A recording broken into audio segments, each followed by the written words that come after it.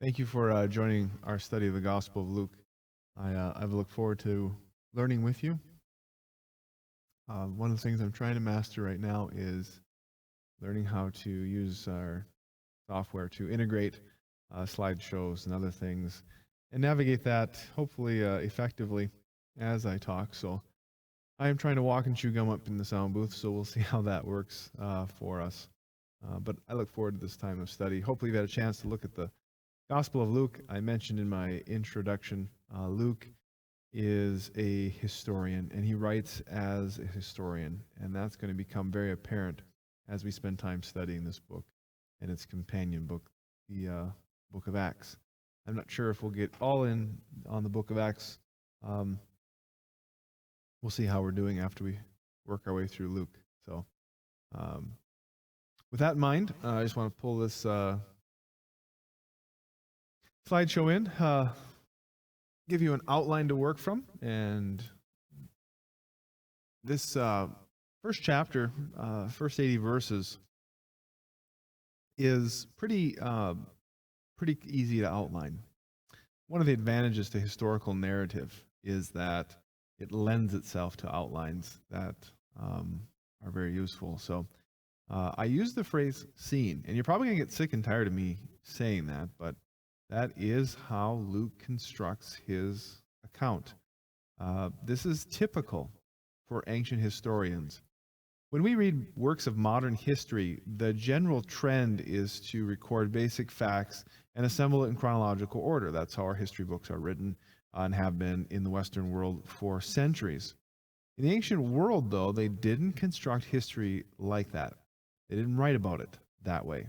Instead, they would spend time developing characters, introducing them into scenes, laying out a scene from start to finish, and from that making points. And so Luke reads more like a Old Testament narrative book, like Joshua or Judges, or even the books of First and Second Kings. So those are those books are again pretty much historical in nature, and they often don't present a statement of propositional truth. You know, you read, for instance, the book of Romans, which has got several very key propositional truths. You know, for wages of sin is death. It's a propositional truth. Um, for all have sinned and fall short of the glory of God. Just statements of fact that condense into easily memorized lines truths from the scripture. We see a few of these in the Gospel of John, whether it's John 3:16 or John in the upper room discourse where he talks about, in the way, the truth, and life, no one comes to the Father but through me. It's a simple statement of truth, and it has far-reaching implications, and it's condensed so it's easy to memorize. You don't find a ton of those in Luke or the book of Acts because Luke is not writing with that framework in mind. Luke is writing a historical account, and his historical account has a ton of these scenes, and truth is embedded in the scene, and they flow one to the next. There is a connection between them, and that connection is not always chronology. The connection is sometimes thematic, and sometimes fits into overarching narratives. And we'll talk more about that as time goes on. But to begin with, Gospel of Luke, 4 scenes emerge. They're very clearly laid out after Luke identifies his audience and purpose for writing. And we're going to take these in order, and so you'll be able to follow along quite easily from home. So working now at the introduction, and I'll bring over the text here. Luke writes that many have taken to drop an account. The Gospel of Luke is written later. Depends on how you date a few things. Generally speaking, we're looking somewhere in the vicinity of 50, 60 or so AD, 30 years after the life of Jesus. Possible that Mark's gospel is already in circulation. Certainly there's oral traditions that are in circulation amongst the church. Predominantly oral culture in much of the ancient world, And so those accounts are out there, they're known, they're circulating as the apostles are planting churches. And so Luke is very much aware that these things exist, they're out there, and yet he senses the need to contribute um, to this body of information. Therefore, since I myself have carefully investigated everything from beginning, it seems also to me to write up good to me to also write up an account to you, most excellent Theophilus. Now, Luke identifies his purpose in writing in just a moment, but he begins by identifying his audience. Now, Theophilus is name is prefixed with a title, most excellent. It is a title that we will see used for people like Festus, Felix, other people who serve in Roman government. And most likely that is who Theophilus is. Now, the piece you want to keep in mind here is that Romans awarded governorships and positions of government to people who came from well-to-do families, well-connected families. Unlike the Roman military, which was predominantly a merit-based system, government roles were appointed on a who-you-know basis, and mostly because of perception that you would be a loyal governor and not lead any insurrections. So Theophilus, we can reasonably conclude, was from a well-to-do family, was probably himself quite affluent, and obviously has some familiarity with the gospel messages that had been circulating that Luke referenced earlier. But what he wants to accomplish in writing to Theophilus is to create an orderly account, not just random smatterings of oral traditions, but to take those oral traditions from witnesses like James, like John, and others of the apostles who were in all likelihood still alive at the writing of the book of Luke, and certainly from Paul, as he had opportunity to interact with the apostles, to draw from them this account. And the purpose for this account, Luke details, skipped a verse, sorry, is to be conducted so that Theophilus can know with certainty what he has been taught. The word certainty there is the word for safety, security, and it implies a rock-solid knowledge of what he has been taught. Theophilus is not left to guess, to assume, to fill in blanks. He's going to be given an orderly account so that his faith in God can be rock-solid. We can reasonably, again, assume from the text that we're given that Theophilus is at the very least a nominal believer, perhaps even more, but doesn't have a readily available and more comprehensive outline for what the Christian faith is all about.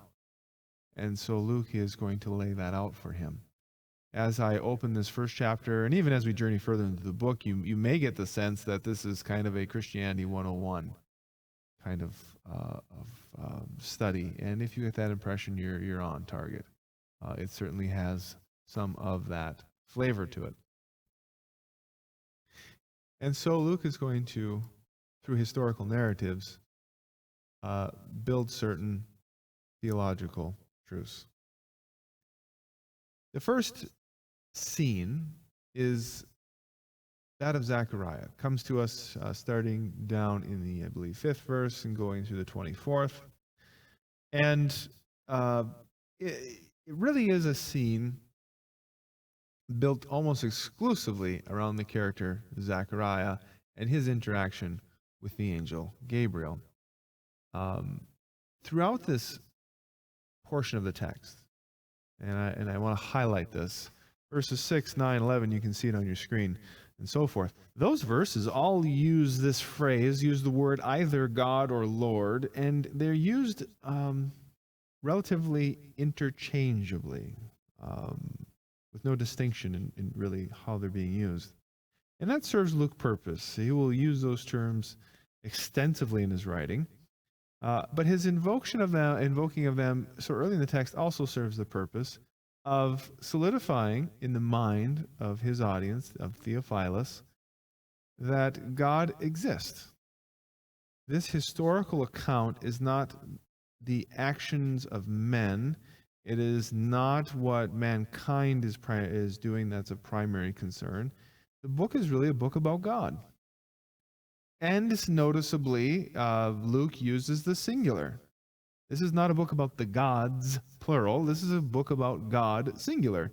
And that is one of the key sticking points between a pagan thinker immersed in Roman mythology, or I should say Greek mythology, and a person from a Judeo-Christian viewpoint. Our belief in the monotheistic singular nature of God stands in stark contrast to Greek mythology, where you had a pantheon of gods who controlled various aspects of life. And we're going to see not just the contrast in the nature of God, but also the character of God later on in this opening chapter. But for now, Luke wants to create certainty in the mind of Theophilus that he is correct. There is a singular God, and that singular God acts in human history. And how he acts in this scene with Zechariah is God sends his angel Gabriel. And we're also told that the angel visits Zechariah and his wife Elizabeth. Now, let me back up here. Sorry, I skipped ahead a little bit. Back to 18. Yeah. Sorry. Back to, well, we'll get to 6. We'll go there.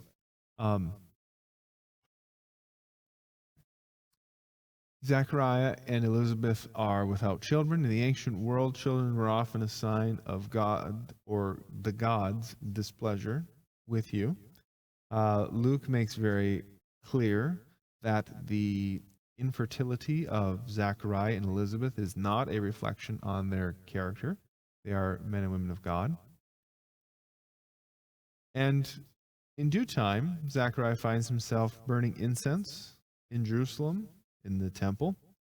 This was the second temple, not the Temple of Solomon, but the temple that was built by the exiles who returned and was retrofitted by Herod the Great, and often was called Herod's temple, the first one carrying the title Solomon's temple, the latter one being called Herod's temple. While burning incense in the outer room of the Holy of Holies, at the altar of incense, the angel Gabriel visits Zechariah and informs him that he and Elizabeth are going to have the joy of having a child. Now, in response to this angelic vision and visitor, I should say angelic visitor, Zechariah raises this question: how can this be sure of this? I am an old man and my wife is well along in years. How can I be sure of this? You can't read Zechariah's words and not get a sense of disbelief in them. And we're going to see that Luke's purpose in recording this scene is to give Theophilus a, if I can say it this way, negative example. And that negative example that is embedded here in the narrative, in the scene of Zechariah, will be contrasted in a moment with the positive scene from Mary. But for now, let's stick with this negative example. The way to set this up. What does it take? What does it take to please God? You know, this God, this monotheistic singular God, we're not talking the gods of the Greek mythology, the pantheon of gods that inhabited the various little pieces of life. We're not talking about paganism here. We're talking about the God of the Bible. What does it take to please God? And the scriptures would answer that question with, it takes faith. Without faith, it is impossible to please God. Faith is the basis on which relationship between the one true God and his people is brokered on. So, Zechariah's unbelief is no small thing. It's a big thing. It's a bad thing. And so Luke wants to convey that to Theophilus, that unbelief um, is is a bad thing. Now, I want to be clear that um, we are not here, I am not here, trying to condemn questions or wonderings or confusions. We all have those as followers of God. But disbelief or unbelief is antithetical to the Christian life. And we're going to see more of that and why that's true play out in just a moment. But for now, just rest your mind, on this thought that um, unbelief is the thing that Luke wants to highlight is not good in our relationship with the living God. Gabriel responds, the angel responds, now you'll be silent, unable to speak until the day this happens, because you did not believe my words, which will come true in the proper time. So the punishment, if you will, or the effect of all of this is that Zechariah will have to live mute for a length of time, well, at least 9 months, 10 months long. So probably the better part of a year, if not a full year, as a reflection of that disbelief. Now, Zechariah is, again, I said, contrasted, and we see that contrast come up later on in Luke's account in the 26th verse. Same angel is going to now visit Mary in Nazareth. Luke begins this historical account again by placing this in the 6th month, the 6th month of Elizabeth's pregnancy, that is. The angel makes a visit to Mary. The angel greets Mary, and she is, needless to say, more than a little bit shocked by his visitation, as we can imagine. You will be with child and give birth to a son. You're to give him the name Jesus. Names are significant in both the Old and New Testament. John's name is from the Hebrew verb natan, which means to give, and it is prefixed with the name for God, Jehovah. So Jehovah Natan or Yonatan, which gets shortened to Jan or John, and that is literally means God gives. And clearly, God gives to Zechariah and Elizabeth a child. Here, the name of the son that Mary is to give birth is named Jesus. We have the shortened version of Yahweh or Jehovah. We have the Yah or Jah, and then the verb to save. And so, literally, the name Jesus means God saves. And you couldn't find a more befitting name for the Son of God, no more befitting human name than that of Jesus. And so Mary has a question, much like Zechariah did. She has a question, but it is distinctive from that of Zechariah. The angel goes on to promise he will be great. He will do great things. He will bring salvation to the house of Jacob. Mary responds with this question, how will this be? Mary asked the angel, since I am a virgin. Now, I want to make this point very clear and tactfully, so bear with me for a moment as I try to lay this out. The idea that Old Testament and New Testament people believed in miracles because they were ignorant people is a totally absurd argument. I'm indebted to C.S. Lewis, who so eloquently pointed this out.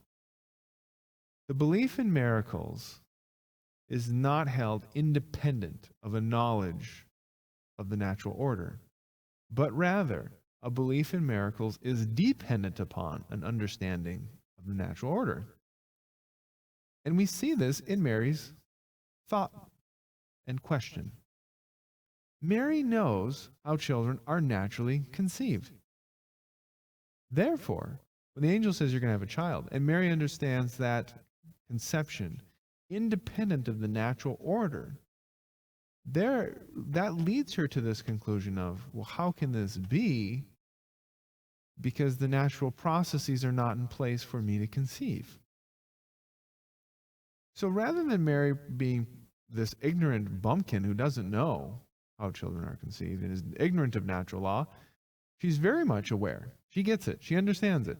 And it's because she understands it that she can then perceive correctly that what the angel is promising is supernatural, highly unusual, and beyond what is capable, possible with just the natural order.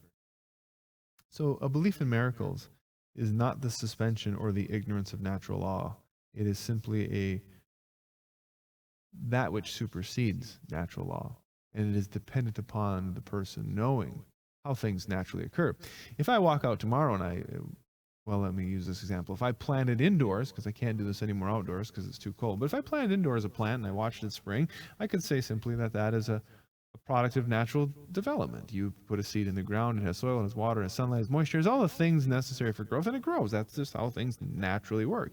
If all of a sudden tomorrow I put some some potting soil in a pot, and I plant no seeds in it, all of a sudden I get this growth of beautiful plant, I might say, well, that's really odd. If the soil was neutralized, if there was no capacity for life, no seed planted, and yet something sprang out of it, I would find that highly unusual. I would even be tempted maybe to call that a miracle. But the only reason I can call a pot of just dirt springing forth life a miracle is because I know how things naturally order and occur. So I want to be very clear on this. Mary exhibits a very clear understanding of the natural order and processes of child conception. And she questions, how is this possible? The angel responds by pointing out that even Elizabeth is going to have a child and is in her 6th month. And then he lights upon this truth, for nothing is impossible with God. This is a double negative, nothing and impossible negatives, both negatives, so they cancel out. I like framing this in the overt positive, for with God, things are possible. That's the angel's point. And so, as I said, Luke rarely gives us a propositional truth, but this is rare form for Luke because he records this one here in the opening chapter. So embedded in this narrative, in this second scene, is this important piece of believing in God. As I go back to the outline, just a couple of quick observations as we draw this scene to a close. Mary fits what is needed. She is pledged to be married to Joseph, a descendant of David. She fits the role of being able to produce an heir to the Davidic throne. And more importantly, she's a godly woman. She really fits the bill of what God needs. And she will serve an incredibly dynamic role in God's redemptive history. And the angelic messenger carries much of that message to her. Mary does accept her role, claiming later on at the end of this scene, I am the Lord's servant, be as it may, or be as you have said. Great statement of submission to the will of God. And so, again, you have this contrast. You have Zechariah questioning and doubting, but you have Mary questioning and believing and trusting. And that is the desired response, that when God speaks, when God acts, when God moves, when God does, we as his people place our full confidence and faith in him. And so those contrasting pictures between Zechariah and Mary are fleshed out. So if I could summarize it this way, thus far Luke has asserted to Theophilus, God exists, he is singular in nature, and God, the relationship with God is brokered on belief versus unbelief. Now, we need to remember that this is very different than how a pagan would think about humanity and God. For a pagan, you give to the deity what the deity wants so you can get from the deity what you want. It is a transactional relationship. It's no different than when you go into Walmart or Super One or anywhere, and you give them what they want, which is currency, and you get what you want, which is your groceries. It's a transactional relationship. The relationship that is described in the scriptures between God and his people is one in which God speaks, God acts, God does, and God's people are expected to respond in faith and to trust in return. And that's the basis by which we relate to our God. And again, that stands in stark contrast to how a Roman person would have conceived of it. So that contrast is important. So we have God, he exists, he acts, he does, and his people are supposed to do as Mary does and respond in faith. We then have a third scene, and interestingly enough, we see the mention of the Holy Spirit yet again. Occurs in verses 15, 35, and 41 in this text. Luke is very keen on the Holy Spirit and its role in redemptive history. We'll see that continue throughout his writing. But he asserts it here. So we have the introduction of God, we have the Son, and we have the Holy Spirit. We have the basic elements of the Trinity being described in this passage. As Luke is very important about developing that, sees it as very important in developing that idea. Let me swing that over. So hopefully I can get that. There we go. This is Elizabeth speaking, now in verse 42. In a loud voice, she exclaimed, "Blessed are you," that is Mary, "among women. Blessed is the child that you bear." It's a great exclamation of blessing from the Saint Elizabeth. Notice her question, "But why am I so favored that the mother of my Lord should come to me?" Again, if you've been reading Luke carefully, you know he uses the phrase Lord and God interchangeably. And now the child that Mary is to bear is given by Elizabeth the title Lord. This is an ascribing to the unborn Son of God, the child, the one who's going to be named Jesus, giving him a divine title. So high Christology, we would call it in theological circles, the idea of a fully divine being. And so we have what would take the church centuries to flesh out. But we have it in its narrative form here. We have the Son who is conceived by the Virgin Mary. She is to give birth to a physical human being, and yet that physical human being is, in fact, Lord, God. And so while Luke doesn't make a overt statement here by giving us a historical account of the incarnation, he really lays out the fully God, fully man doctrine that the church has held for centuries. And here again we see the uplifting of God. "For Mighty One has done great things for me. Holy is his name." Oh, I need to back up. Sorry. I got a little bit in front of myself. 42, 43. Okay. I don't have the text I was hoping for, but that's okay. We're going to break into Mary's song here as Mary really lays out the case for humility. The song that she provides is often called the Magnificat. You see it in the second part of this outline. In the Magnificat, the Song of Mary, she really lays out two concepts. Luke includes, I think, her song because they bear out those two ideas. The first is that God is praised for his faithfulness. We have to remember that, again, the relationship between a pagan and a Greek god was transactional. You give the god what they want so you can get what you want in return. And the gods were generally immoral. And so the idea of trusting God, the idea that God is trustworthy, were really radical ideas for Theophilus. They cut against the grain of how he had been raised and the worldview in which he grew up. For them, the gods were immoral. They were corrupt. They were stinkers. They were awful.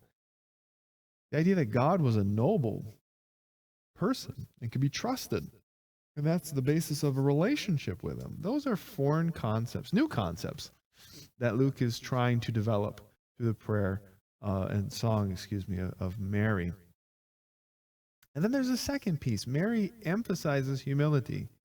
You know, she recognizes, I think Mary does, very clearly that all generations are going to call her blessed, that she has an incredibly unique role in redemptive history. Nobody gets to claim that they were the mother of the Christ except Mary. She's it. She's the one singular person who can lay claim to that role in redemptive history. And yet she sees herself as taking on that role because she's a humble person. And this idea of God exalting the humble is something that Jesus will teach. It is something that is emphasized in New Testament Christian ethics. And yet, it stands in incredibly stark contrast to what was normative in Roman society. Roman people were generally very selfish, very narcissistic, self-absorbed. They wanted attention. They wanted glory. They wanted everybody to know who they were. They wanted to be important. They wanted to be greeted. They wanted to be given titles. They craved it. And some of that had spilled over into Judaism, and Jesus rebukes the religious teachers for this very thing, that they want to be greeted in the marketplace, that they want people to call them rabbi, that they want to be the center of attention all the time. And in Mary's song, she contrasts that, and she says, here I am, this simple maiden from a poor family. Their poverty is evidenced when they offer up a gift in the temple, when they dedicate Christ there. They're simple, poor people in a very non-glamorous life, living in Nazareth. And yet God has this pattern. He takes the humble and he exalts them.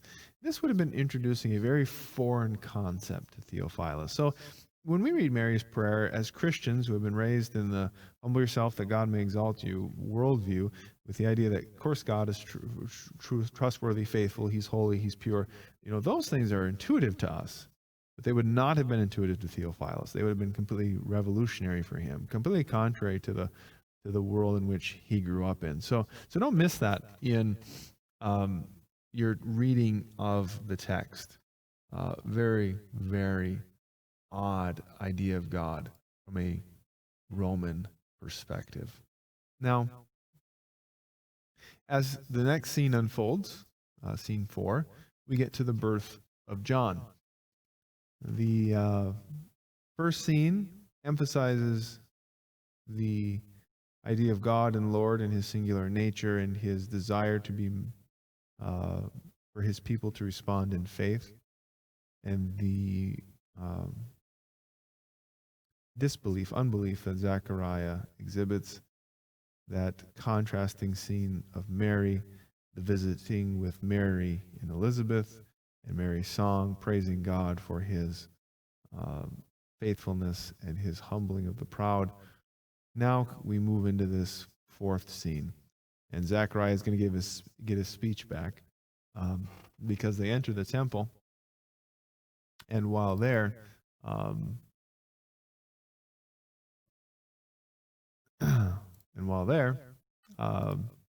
we see the following recorded in Luke.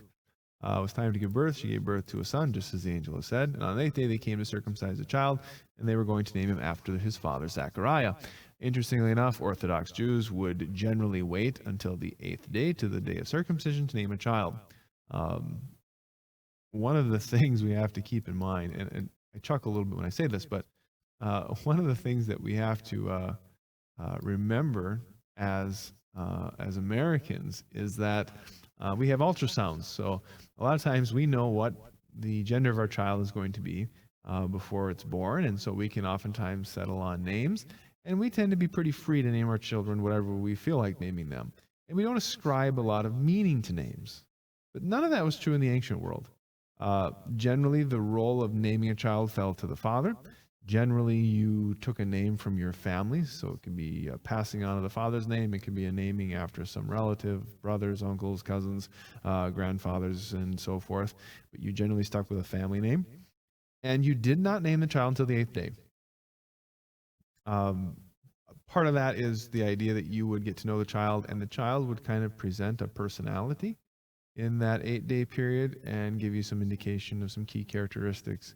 And you would name the child based on those key characteristics. So it's a little different than how we would frame it. But on the 8th day, they come to name the child. Of course, Zachariah is still mute.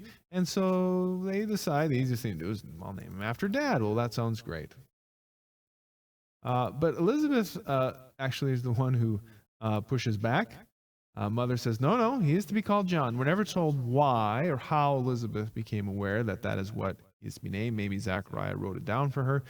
Maybe the angel spoke to her. Maybe she just knew intuitively. Maybe a little bit of mother's intuition. I'm not sure, but she knows.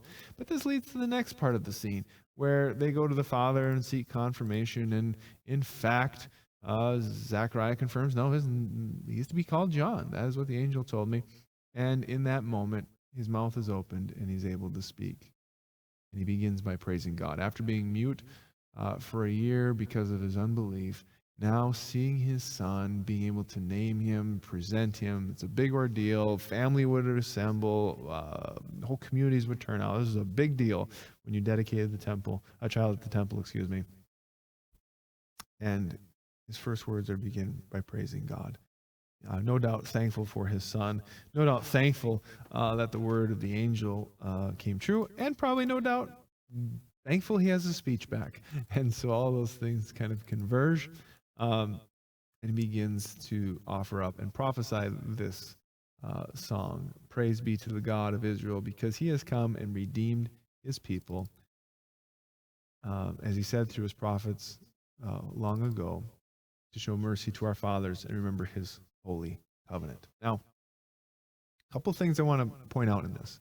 The first one, in both Mary's song and in Zechariah's song, there is strong ties to Old Testament covenant, to Old Testament promise. And I want to make clear that I believe Luke's purpose in tying these scenes to the Old Testament is not because he's trying to present Jesus as a Jewish Messiah or Jewish king. We see that very extensively in Matthew's account. Matthew quotes from the Old Testament over and over again because he wants to prove that Jesus is the Old Testament Messiah. That, I believe, is really not the purpose for Luke. For Luke, the point is God is faithful. God promised centuries before this that he was going to redeem his people, send his son, that he was going to initiate a new covenant, all of those truths. So for Luke, the references to the Old Testament are to say, here's the Jesus, the Jewish Messiah, like Matthew would, but to present the character of God. God is faithful. God is faithful. He has promised, and he holds his promises dear. And he follows through on what he promises. And therefore, because he is that kind of guy, that kind of God, he can be trusted. Because again, that is the brokering of the relationship between man and God. God is faithful, and so in response, we can have trust in him. We can trust in his character. So that's really, I think, where Luke's wanting to go at that point. The other piece that emerges in Zechariah's song that can't be missed is that Zechariah points out God's redemptive or salvic purposes. It isn't just that God is fulfilling a bunch of promises because he made a promise. It's that God is fulfilling promises because he wants to save his people. He wants to redeem them. He wants to buy them back. He wants to take them as his own. He wants to adopt them. Whatever languages we want to use for salvation, they can all fit here in what Zechariah is driving at.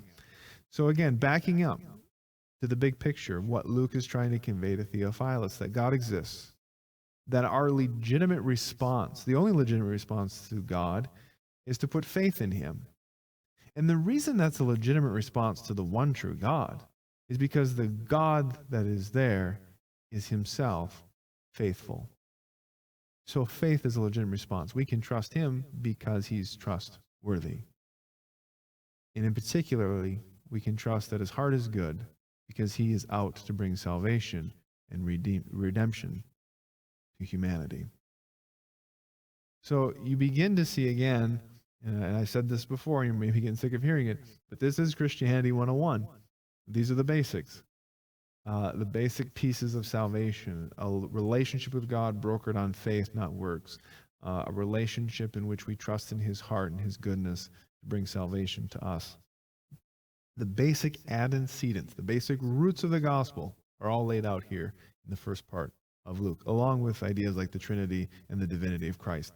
Again, because it unfolds in scenes and in narratives, it can be a little hard to pick up. And hopefully, as I'm working through this material, you're getting a sense of how to interpret Luke.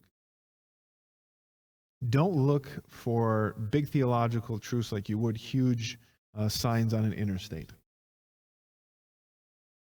More like story, more like parable.